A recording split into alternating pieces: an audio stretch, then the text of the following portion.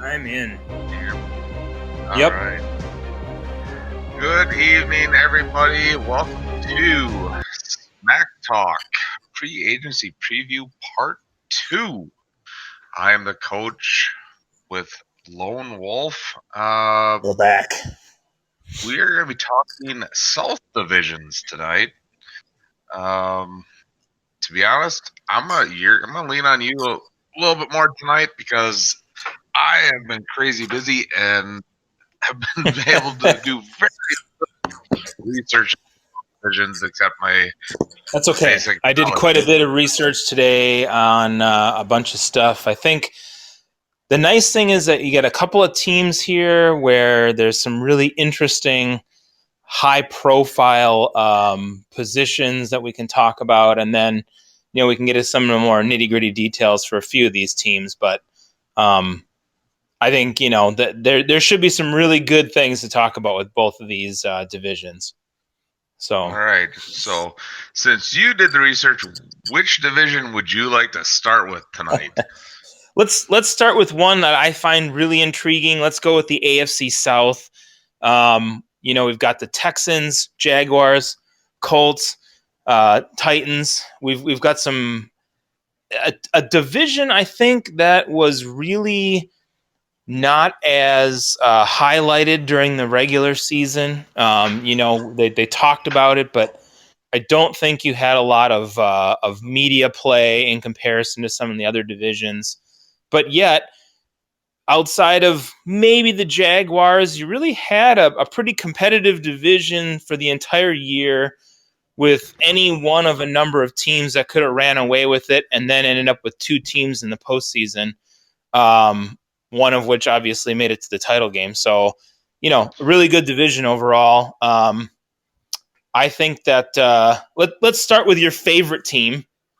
And I say that because all the other shows that we had, you talked about them so much. That's the Titans. I think we've got a lot of high-profile free agents that we could easily talk about in this case. Okay. Yeah, I will say this thing about the division overall. When you Yeah, looked at it in the off season, going into the regular season, that was not a division I was thinking would get two teams into the playoffs. I thought it was going to be the division champion, and that was it. I did not right. expect the wild card to come out of the South.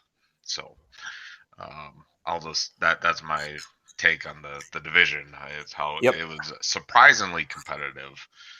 In my mind, I thought that Houston would run away with it, but so yes, the Titans. Let's just quick go over their cap because I was just looking Sure. at that. Yep. They're sitting about 15th in salary cap right now. They got looks like. I mean, they got a good chunk of money available. They have about 48 million available, but like you said, they do Mm-hmm. have some high price free agents that are going to have to either decide to move on from or resign. So Right. I'll let Right. you go into those. Well, I think the easy one right away is Derrick Henry. This guy is. I mean, he's the man, right? Obviously, everybody talked about him in the postseason. They should have been talking about him all season long. He's the rushing title leader. The Titans really built their offense around him, and he's probably the number one free agent that they have.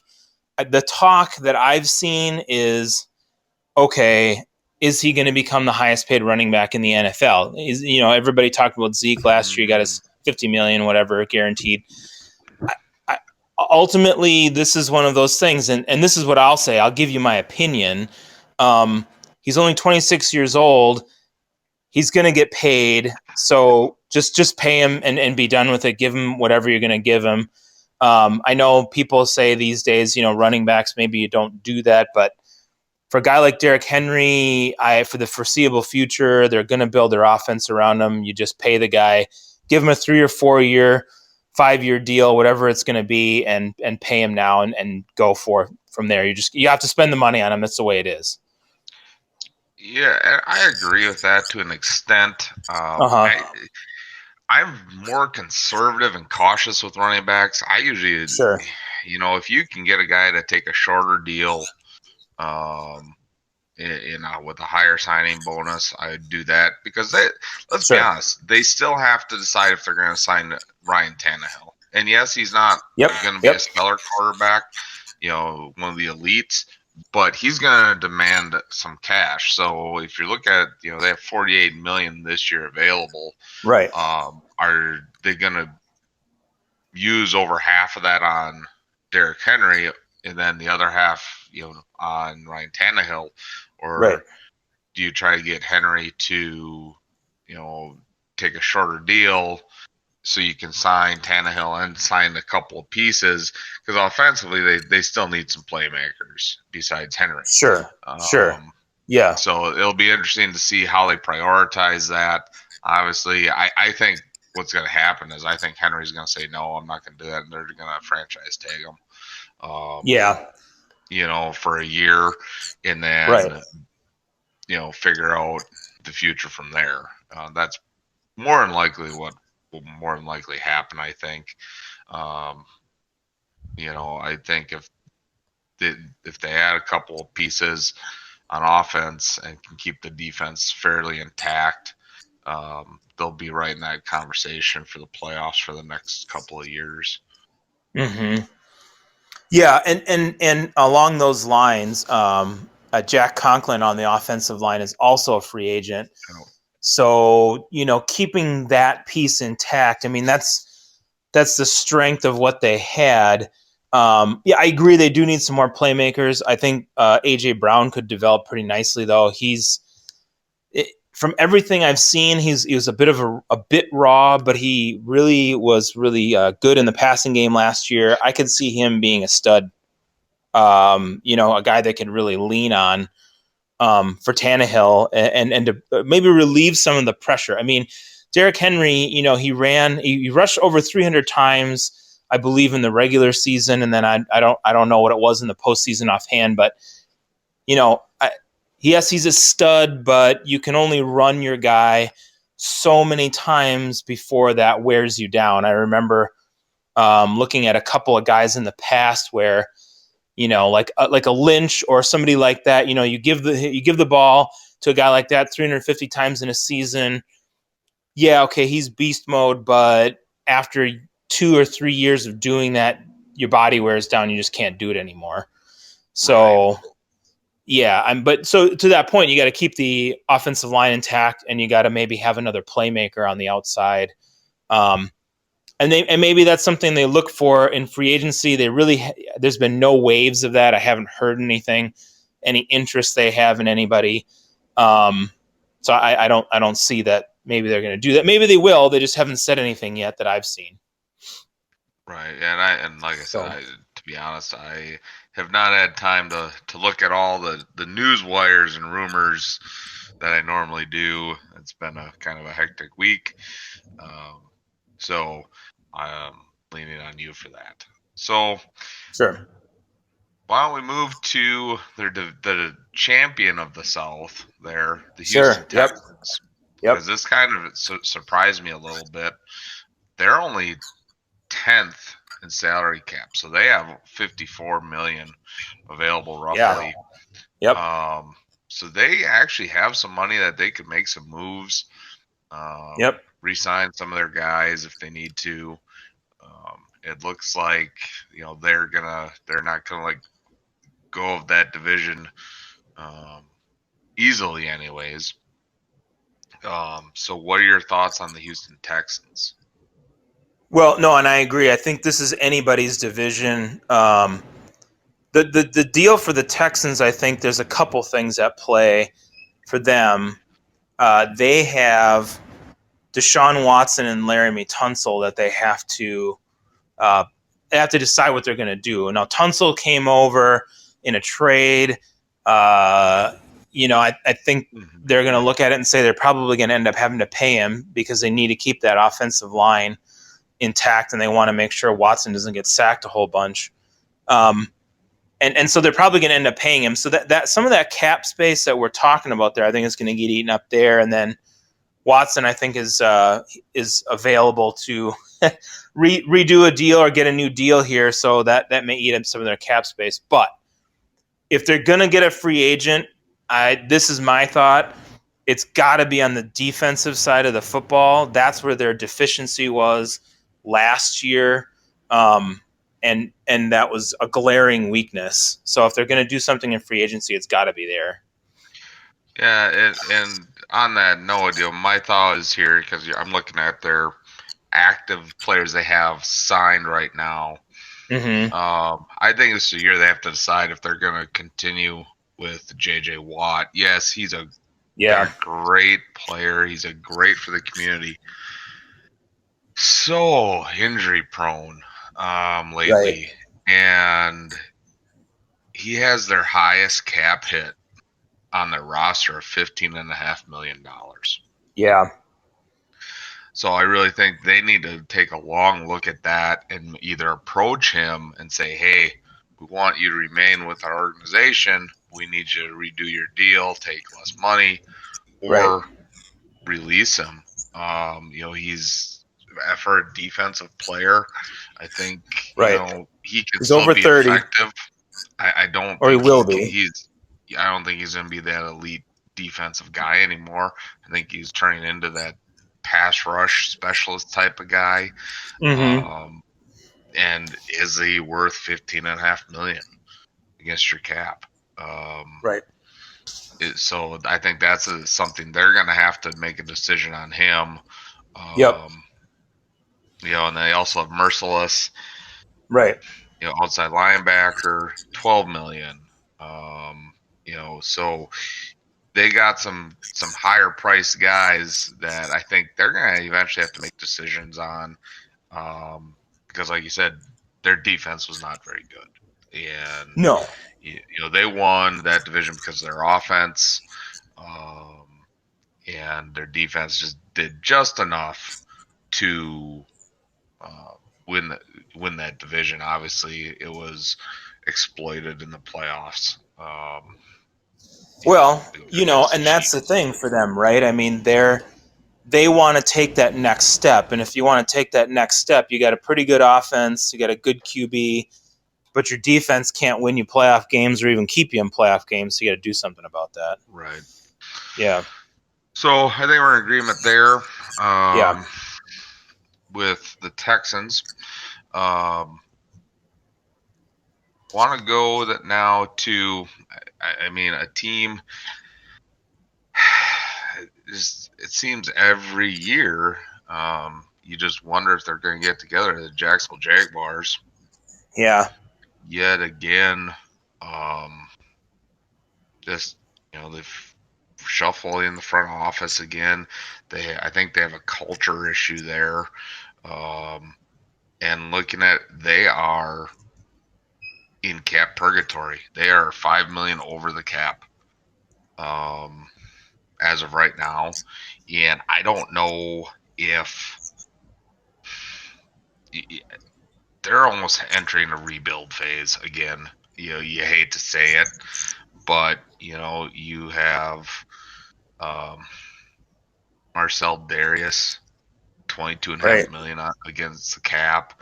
Nick Foles, $21 million against the cap. Calais Campbell, $17.5 million. AJ Boye, 15. Miles Jack, 15. I mean, you got a lot of high-priced guys, and you don't have a ton to show for it. Right. So, what are your thoughts on the Jaguars? Well, the thing about them is, you just went through it, and the cap space. I mean, the biggest thing that's going to get the most attention is the quarterback issue, right? I mean, that'll get the most attention, but it makes a big difference, because that. What are they going to do with Nick Foles? Is he their quarterback? Is it Minshew? What direction are they going to go? Because they brought in Nick Foles thinking, okay, we're going to give this guy a ton of money, which they did, and then that didn't really work out. So that's probably the number one priority in the offseason. But, that being said, you just went through it. All of those other things are an issue for them. And if they don't re-sign a lot of those guys on the defense, where does that go? Because their defense really wasn't that great. I mean, cornerback wise, they got rid of Jalen Ramsey in the middle of the season with the trade. So I think there's going to be, man, I don't. People have said, can they get by with incremental changes or just a little bit here and there? I don't think so. I think this is kind of one of those situations where they have to decide, do you restructure some of these guys or do you let some of them walk in free agency? I think there's going to be more turnover in Jacksonville than less. Yeah, and unfortunately, I think I read an article that looks like the Jaguars have back-to-back games in London this year. Yeah. I mean that organization's just, I don't think, has a direction right now. No. And we'll it's kind of a wait and see, I think, with them. Yeah. I mean, Leonard Fournette, he's gonna want a deal here soon, but Right. he's was kind of like him and Jalen Ramsey were kind of the same there, with attitude wise. So I could, do you let him walk? Do you resign him? It's kind of a mess. Doesn't it feel like a mess? It does, and it just doesn't seem like they can get it right. Coughlin came in year one. They go to the AFC Championship game, and that just all falls apart. Because all of a sudden, for whatever reason, the guys didn't like the way Coughlin was doing things, this and that. It's like, well, how are you? Just won the AFC Championship game, Right. So I think that's a culture. It's more of a culture issue there than it is a talent issue. Because their roster, I don't think is really bad talent wise. It's just they can't be, they aren't cohesive, and they can't, work it together to get stuff done. So, right. Yeah, I agree. I mean, I think that you got it. They've got some talent, they've got some pieces, but it just doesn't seem like they have a clear direction or vision on what they are exactly going to do. Right. So the last team in the South here, the Colts. Now, this is a team I think everybody looked at in the offseason and said that they were going to take a big step forward. All of a sudden, the bombshell by Andrew Luck on retiring right before the season started. Yep. Not in the off season, or anything like that. I mean, I think that kind of shocked them for the first quarter and maybe even a half of the season. This is a team I think is actually, you might disagree with me. They're actually, I think, could be the most improved record-wise team next year in the AFC, because they finished pretty strong, and they are ranked number 2 in cap space with 81 million in cap space. Now, looking at their overall cap, I don't know. They have Jacoby Brissett as their quarterback. He's 21.3 million against the cap. I think that was kind of one of those, hey, we need to lock up a guy that is at least functional. I don't think he's worth $21.3 million dollars a year. I think they have to go out and get a quarterback. And if they can find a quarterback, which there are plenty out there this year, they could go from a mediocre team to a team making the playoffs and possibly not necessarily making the Super Bowl, but making a run into the playoffs. Because they have cap space, they can address their issues on the offensive side of the ball, at quarterback, get another receiver opposite of Hilton. They got a decent tight end. defensively were okay. But again, they got Quentin Nelson from Notre Dame to Yep. anchor that O line. Um, it's an intrigue. It's going to be an intriguing offseason with them, I think, and you could really see them, I think, take a huge step and really contend for that division title, depending on what they do in the offseason. Yeah. I don't know if I'm there saying they're potentially the most or could be the most improved. I see the potential for it, for sure.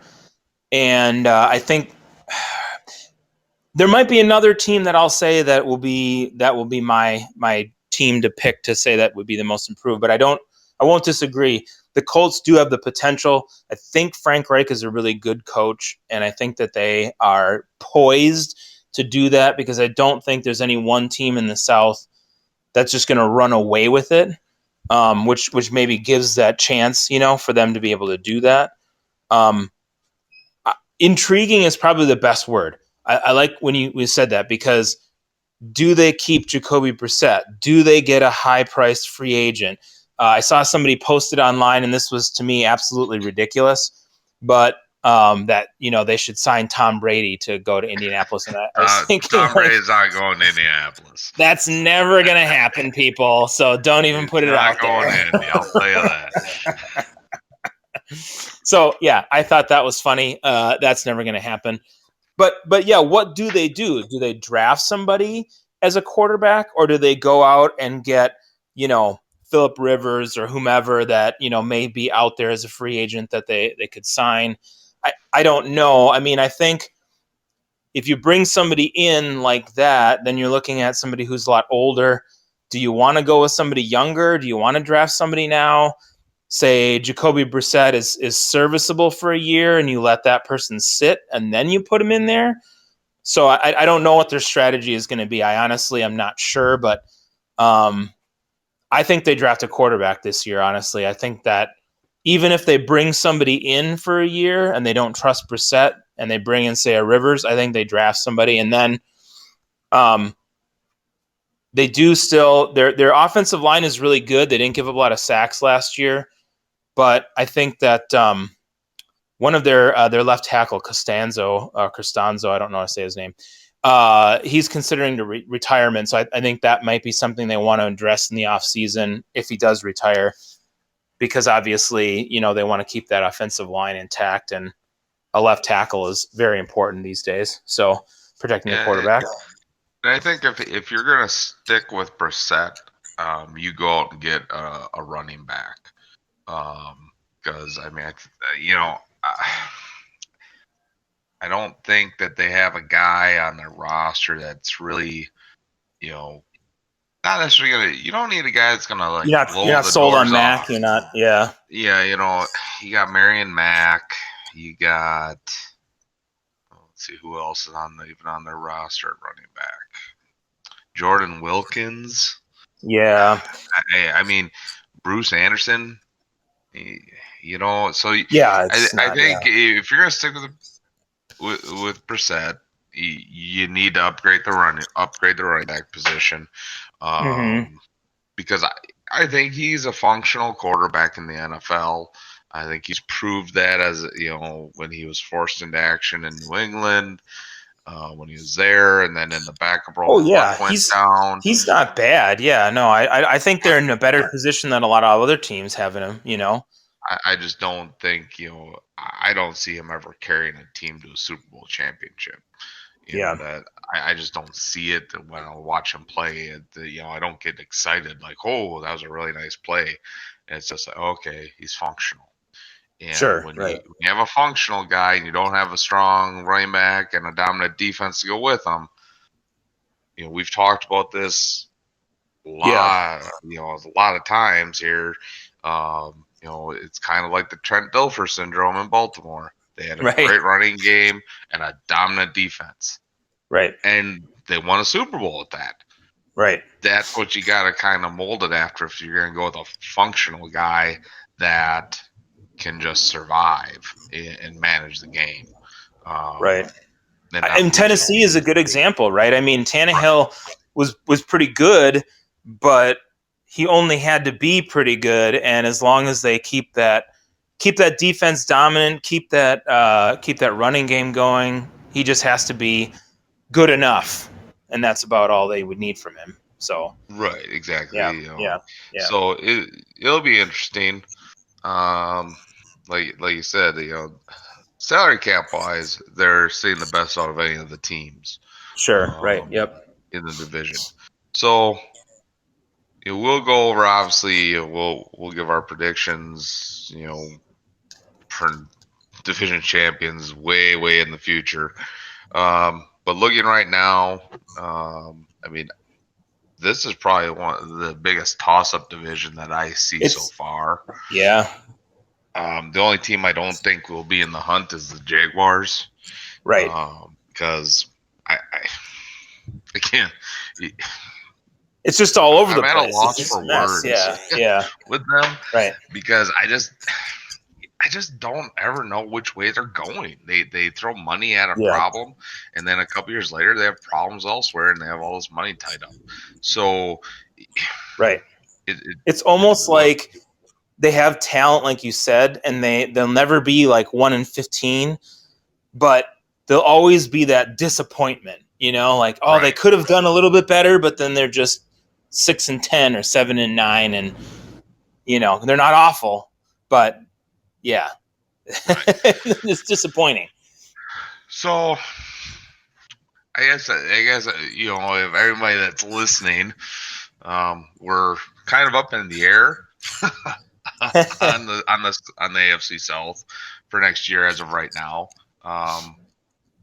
Maybe it'll be more clear after the draft, after free agency starts, and see what teams do, what teams don't do. But. It's probably going to be one of the more competitive divisions next year. Yep. In the entire league. I honestly agree. I mean, that's the situation. Whoever does something in the draft and or free agency, all of those teams probably will. The Colts, and some of the other teams that have more money will obviously do more, but to position themselves. But this is really fascinating because, one or two moves from one of these teams could make it where that team now becomes the favorite going into the season for next year. Right. So let's move over to the NFC South. Yeah. Again, the South divisions are very intriguing divisions. Mm-hmm. You got a lot of teams that could be really, really good. Yep. And I think the NFC South is no different. You got the Saints, you got the Falcons, Panthers, and Bucks. Who else is the Bucks? The Bucks. So the Buccaneers. But we'll start with New Orleans. They're the division champ. They're sitting 28th in salary cap space as of right now. I think this is still. Let's see if it still calculates Drew Brees in here. They have him in there, but so even if you take his off there, they're only sitting at about $24 million in salary cap space. Okay. Obviously, it sounds like Brees wants to play still. I'm sure he does not want to leave New Orleans. And then he said that. He said he does not want to leave at all. Right. So depending, they're gonna have to find a way to sign Brees. I think if they let him walk, he signs with another team. I think a lot of you'll upset your fan base quite a bit. Yeah. Because whether he's still putting up the stats he did in his prime, he still has that threat of throwing for 400 yards and 4 touchdowns in a game, or he can throw for 100 yards and 1 touchdown in a game. Right.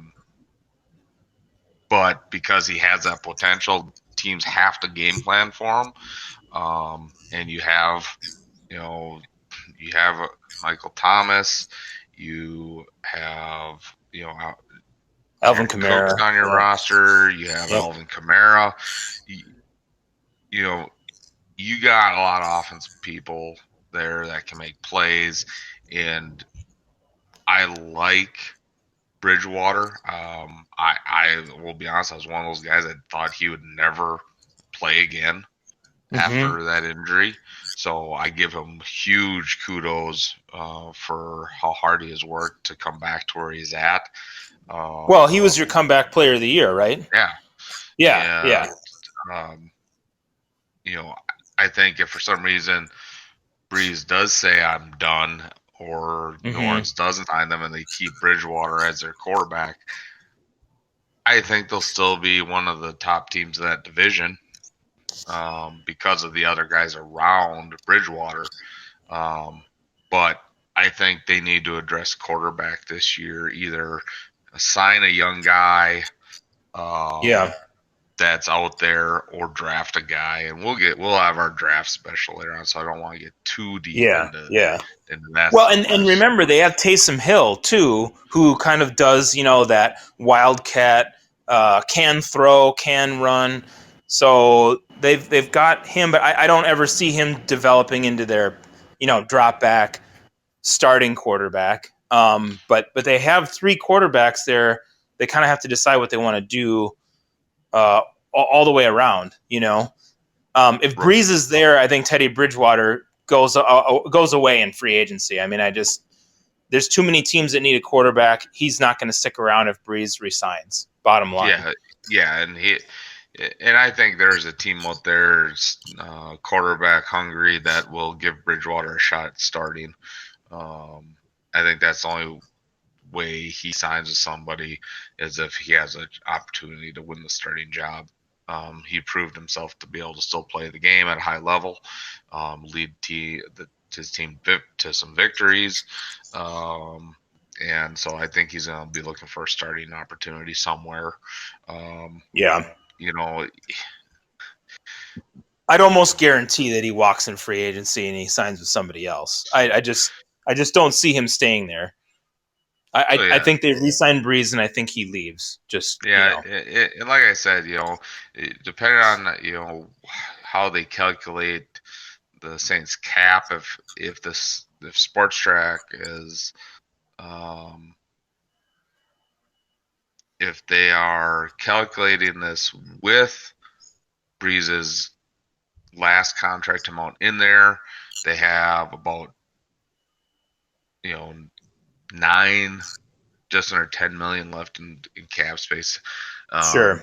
So with that in there, if that's the way they're doing it, if not, then they'll have more. But I mean, they're kind of in a little tight cap space here. And they're going to be looking here to be transitioning to a new era at quarterback, if not this year, in the next year or two. So it'll be interesting to see how they handle that, because Alvin Kamara is going to want a deal. They had other talented guys that are going to be looking at deals here coming up. Well, and I think personally, it'd be cool to see them draft somebody, have them sit behind Breeze for a year, really get some experience. Don't throw them to the wolves, and then learn, and then go out the next year after having a year under their belt. Learning from a guy like Drew Brees. I just you don't see that too much in the NFL. Too many of these guys get thrown to the wolves right away. If you could have somebody come in and actually have that, look at Aaron Rodgers. He didn't play right away. He sat for a long time, and he came out and he was great. And he learned from a great quarterback before that. If you could actually give somebody that opportunity, I just think that'd be awesome. And the Saints would be in a lot better position if they did that, I think. Yeah, and I think, if you talk to veteran head coaches, if you talk to, the Andy Reeds. Yeah, I'm gonna say Yeah. it, even though I'm not a fan. Is the Mike McCarthy's, Bill Yeah. Belichick's? They would rather have the young guys sit a couple of years Right. and learn how to play NFL quarterback. Because I don't care who you are, playing NFL quarterback is different than college. Right. But owners are so impatient because it's such a high salary position Yeah. that if you have a first round draft pick sit 2 to 3 years, now you got to make a decision: are we going to pay this guy? Yeah.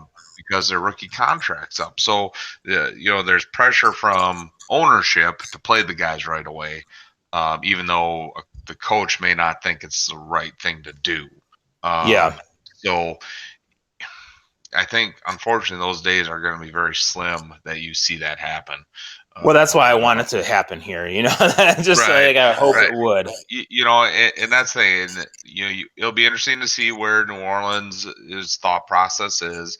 Yep. Are we going to put all our eggs in to try to make one final push to get Drew Brees back to the Super Bowl, or are we going to start to transition? And if we make it, great. Right. So it'll be interesting to see moving forward through free agency, because, to be honest, I don't see them very active in the free agent market. They're, like I said, the according to the cap number, they're at 9.7 million Yeah. available. Yeah. Drew Brees isn't going to sign even a 1-year contract for $9.7 million. He's going to want around 20 to 25 million for a year. Right. So they may have to release some people to create that space.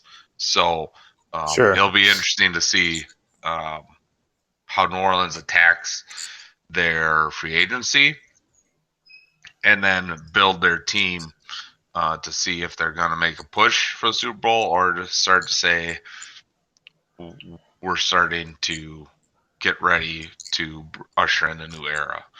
Yeah. Yeah, and I mean, I think too on that end, they need a linebacker and they need a corner too. I mean, they need some defensive help. So if they're not going to be able to do that in free agency, and that's the interesting part that you're talking about. So if they decide to stick with Brees, they can't really do that in free agency. So they're going to have to address those corner and linebacking needs in the draft. Because I think they have some people that are coming up on that side of the football, that could potentially be free agents. So they're going to really have to look to the draft if they can't do it otherwise. Right. So that's the Saints. Now let's stick with the team that I think also has some major decisions that they have to decide upon here. Yep. Moving forward, and that's the Atlanta Falcons.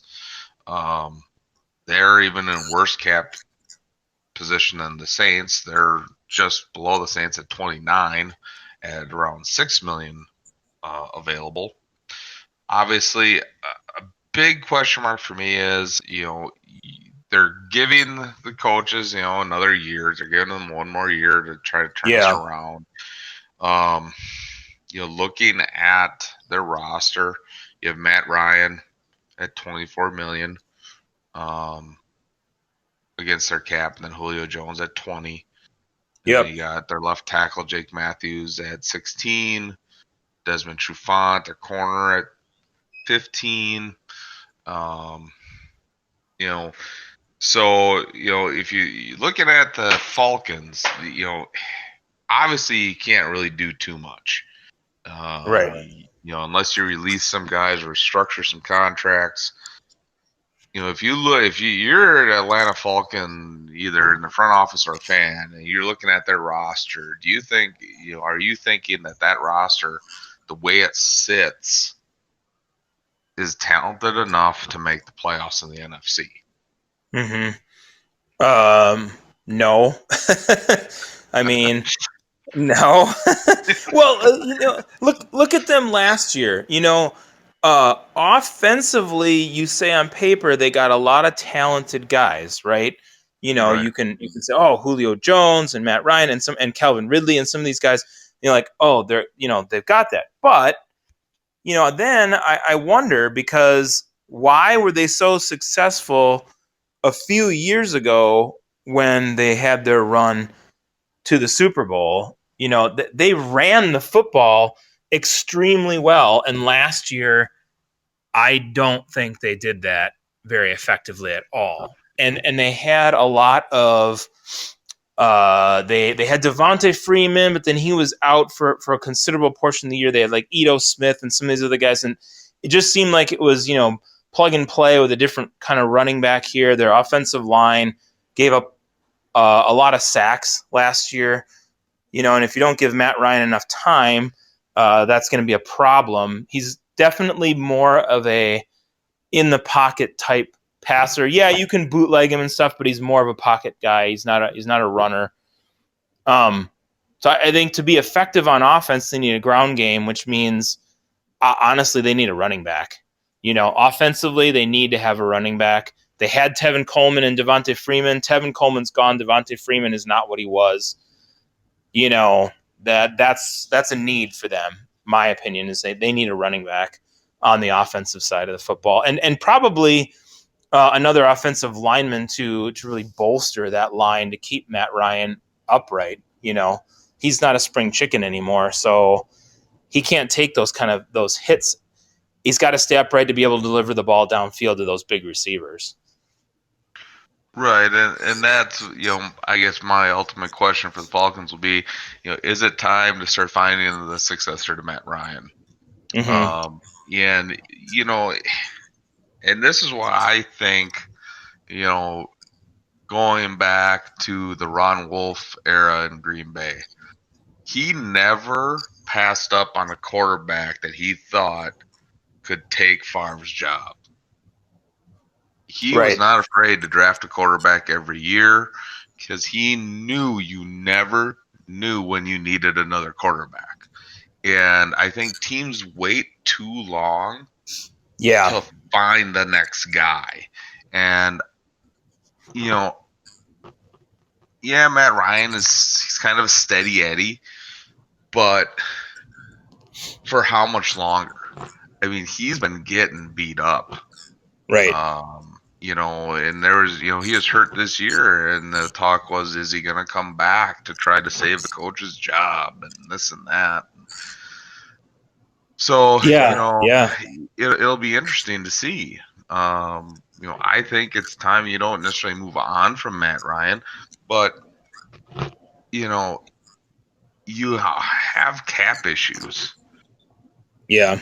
You need to start drafting it. You need to try to draft a young guy to come in there and learn from him while Matt Ryan has some good years left. I think teams wait until the guy's on his last leg and then it's hey, learn from this guy. The guy gets hurt, but like, oh, guess what? You don't have time to learn. You got to go play. So that is exactly what we were just talking about just a minute ago about our different teams. So right, exactly. So, and then you look at it too,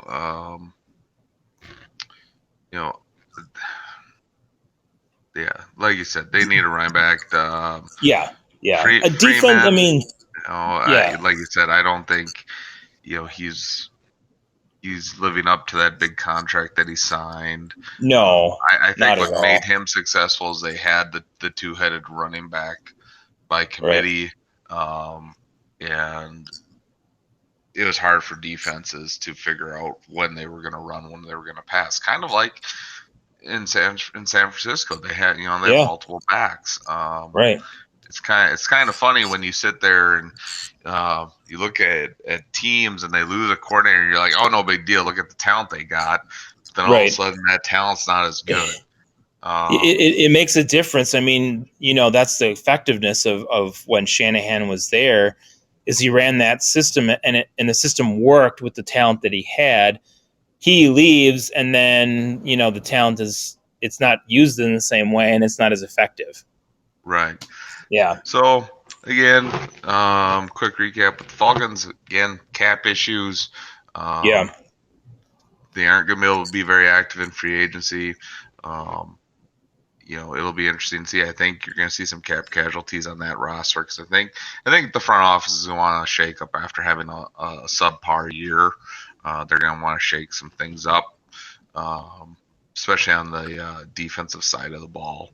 Well, yeah, and they need to see if they can resign Devondre Campbell, at linebacker, and I don't know for them, that defensively they need a lot of pieces. Vic Beasley's done.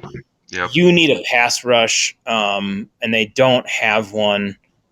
So that's probably, to me, I mean, yes, they need corners and they need, if especially if Trufant gets injured again or something, but they need a pass rush. They just didn't really have a good one last year. So maybe you draft there because you really don't have the cap space to do anything else unless you get creative or you restructure or something like that. But they're going to have to address that. That's just the NFL. You have to have guys that can come off the edge, and they don't really have. They don't really have that right now. I really don't think. And you saw the effectiveness of that in Green Bay this year. Oh yeah, for sure. A year ago, they had their pass rush was horrid. They signed 2 guys that people said they overpaid for, and they have one of the best pass rushes in the league. Right. So you need to have 3-4 guys that can get after the quarterback in the NFL these days. It's not just like when the Packers had Reggie White and you put you had Sean Jones, but when Sean Jones was out, you could put someone else besides Reggie White, and that guy was going to be good because they double teamed Reggie White. So you don't have that anymore. You have to have multiple guys that you can attack from anywhere on the D line. Yeah, you have to have a rotation. Yeah, I mean, you got to be able to do that. You have to have multiple, and that's just the thing. So I mean, the league, even though there's a couple of teams that really run the football well and effectively, you have to have the pass rush because most teams, like look at a Kansas City, they don't really run the football a lot. They pass, or they have short passes that take the place of that. If people are dropping back, you got to get after the quarterback. Bottom line. Yeah, exactly. So moving on to the Carolina Panthers. Yes. This is a very intriguing team. New head coach. Yep. Supposedly the rebuilding guru. Right. Because he rebuilt Baylor into a competitive football school. They're sitting at $31 million in cap space. And you still have Cam Newton on your roster. Yep. On your roster at 21, Kawan Short at 20. You have and this one they could take this option, but it'd be interesting to see if they're in full rebuild mode. Dontari Poe, he has a club option at $13 million. So they could say, no, we're not going to pick up that option. So then they'd have even more money available. But and after that, after those, I mean, they have Trey Turner, who is a guard at just under 13. But after that, nobody over 10 million on their salary cap. So they got some pretty reasonable contracts there. I think they obviously. McCaffrey's going to you're going to need to pay him. Either going to pay him before his rookie deal is done or after his rookie deal is done. Either way, you're going to pay him. I would say if you don't pick up Dontari Poe's option, you pay him this year, get it done with, so it's not hanging over the club's head. Sure. And then the decision comes down to, can Cam Newton be salvaged to be a viable quarterback again in the NFL? Right. Well, first question is, can he be salvaged to be the Panthers quarterback? And then if not, does he go somewhere else, and then play somewhere else? Yeah. I think if he leaves Carolina, I think the best he's ever going to do is a backup, kind of like RG3. Yeah. I don't know of, and nobody's going to pay him a ton of money after this No, contract is done. Um, I don't but know. He could. Yeah, I don't know. Yeah, way too hurt. Yeah, he tends to start off when he gets a new offensive system. Say, yeah, I'm going to abide by this system. I'm going to stay in the pocket. I'm not going to take chances. But he quickly reverts back to his old ways, yeah, and that would be my concern. You may only get him for 9, 10 games yeah.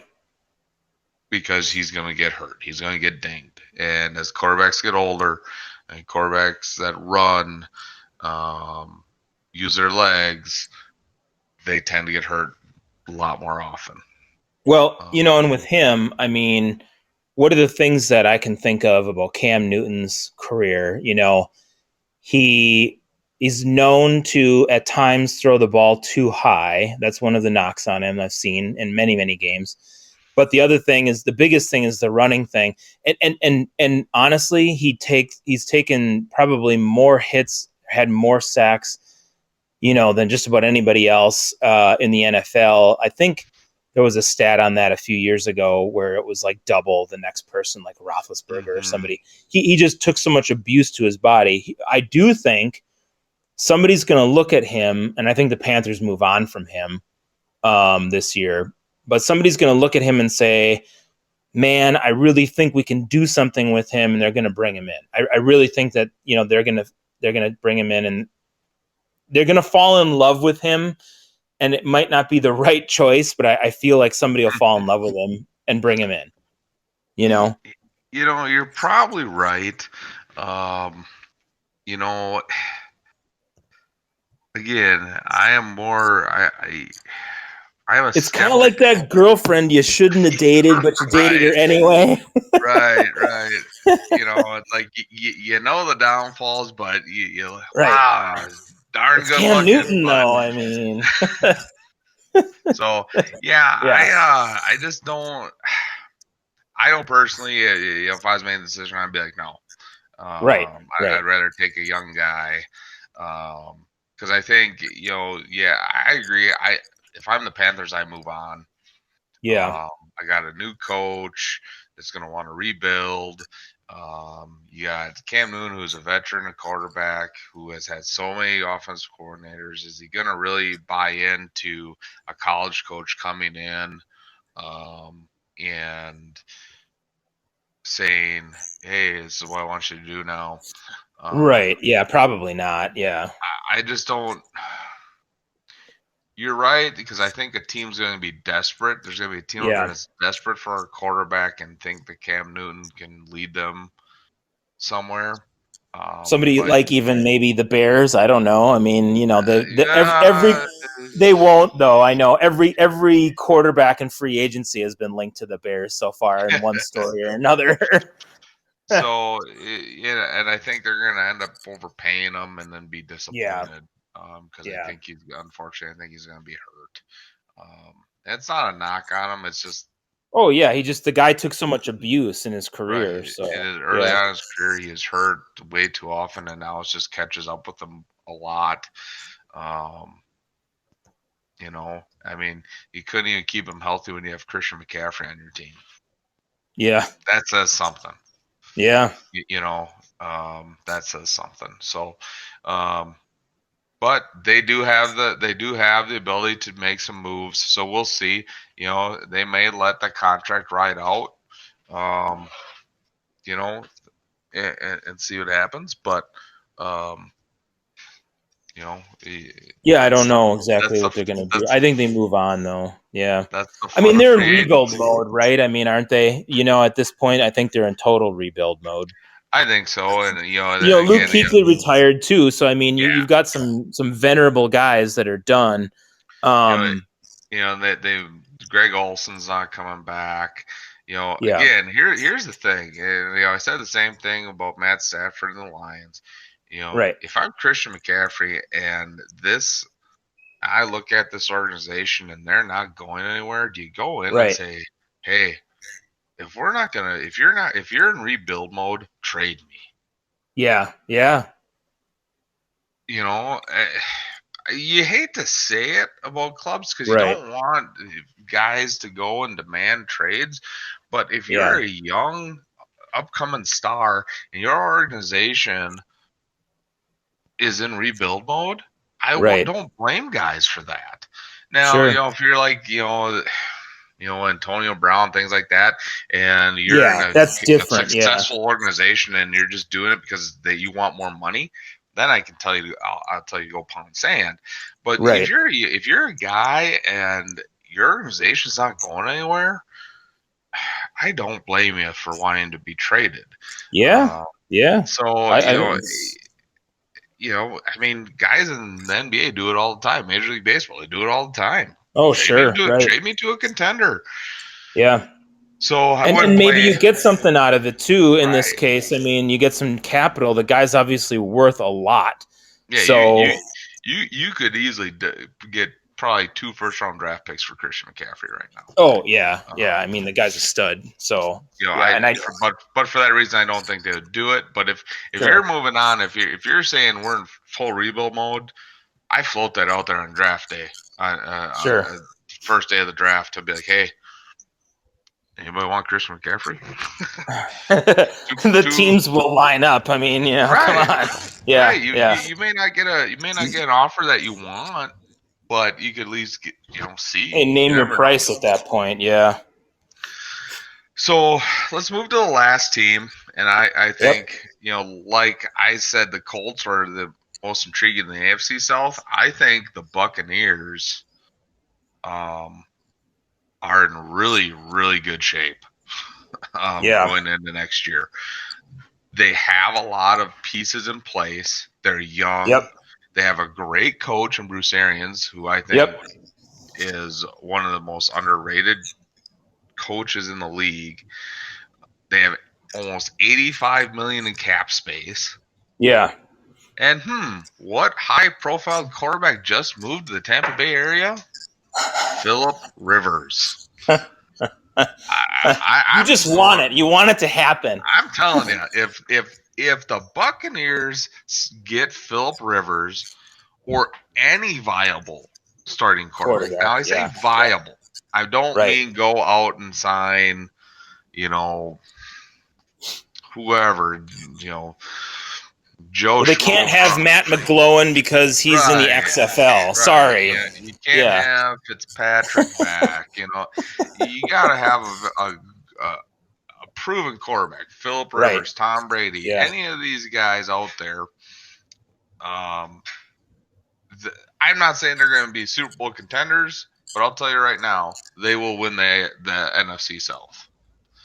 Yeah, I'm all in on this team just like you are. So they have the defense. They're just missing the quarterback. They almost made the playoffs with Winston. Yeah, well, the guy can throw. I mean, he threw for a ton of yards, but 30 interceptions and however many other turnovers he had is just backbreaking. It's Right. backbreaking. It's awful. Yeah, and it's just it's just amazing that he has. It's not surprising that he's struggled in the NFL. Yeah. Unfortunately, we're both Florida State fans, and Yep. how many Florida State quarterbacks have been successful in the NFL? Yeah, I mean, not many. None. It's just not too many. I mean, not great success. You could probably find guys who are serviceable, but yeah, that's about it. So I really think, and I think Philip Rivers is going to sign with a team he thinks is on the verge. I don't think that's Chicago. No, God, no. And I'd love him to sign with Tampa. I would love it. I think that's where he's going to say. I think he wants to stay in a warm climate. Yeah. And I think that's really going to be a spot for him to go. he'll fit right into Bruce Arians' system. Yep. You know, they And have the and they money. have, they have the only thing they do have as far as any issues are concerned is they do have some guys, defensively, that are older, and if they do have that much cap space, that may be a spot where you make a splash. Because they got JPP, Sue, some of those guys are older on the defensive line. You definitely re-sign Shaq Barrett. That's a given. I think you got to pay him. And then they drafted Devin White, and he's a stud at linebacker. So I mean, they've got some great pieces. If they could add a younger pass rusher, like a Judon from Baltimore or something like that, just go out and get somebody and add it in there. Man, just keep that defense viable and churning, because if you add the right quarterback, Winston proved that they could put up a ton of offensive numbers. If you cut the turnovers in half, man, wouldn't they be an offensive juggernaut? Right. The other guy, and I was looking at ESPN here, that's out there is Melvin Gordon. He's going to be a free agent, and they have a possible him going to Tampa Bay too. I mean, they could sign both Gordon and Phillip Rivers.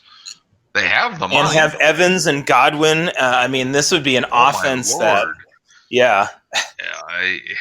That would and I don't see it as like one of those, they got a lot of talent, but they can't use it. I see Arians taking that talent and turning it into an offensive powerhouse if he had it.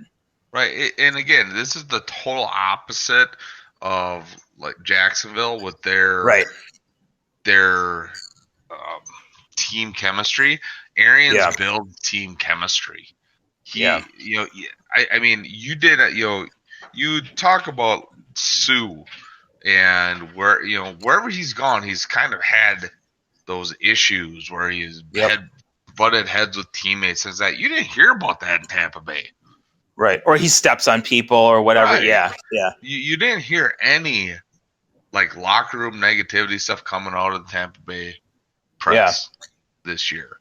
I wonder why. Arians has proven he can foster a positive atmosphere within the locker room. Right.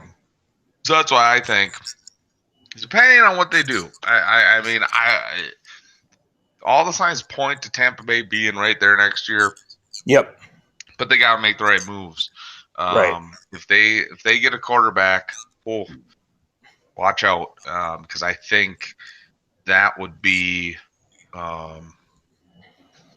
that could be spell put a lot of fear in the rest of the teams in the NFC South, because they all got issues that they got to figure out here. And Tampa Bay is a young team that doesn't have it has the least amount of issues with the most money available to solve those issues. Plus, they get a decent draft pick in the first round. Right. So, I mean, they're in prime position.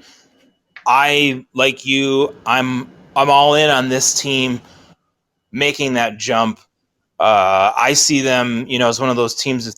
Again, like you said, if they make the right moves, I see them winning 11 games or maybe even 12, depending on how things turn out. But they have the absolute potential to be able to do that. And I see them going in that direction as long as they get the right couple pieces. Right. But quarterback, it's got to start at the quarterback position on the offense for sure. Has to. You gotta make a choice on Winston.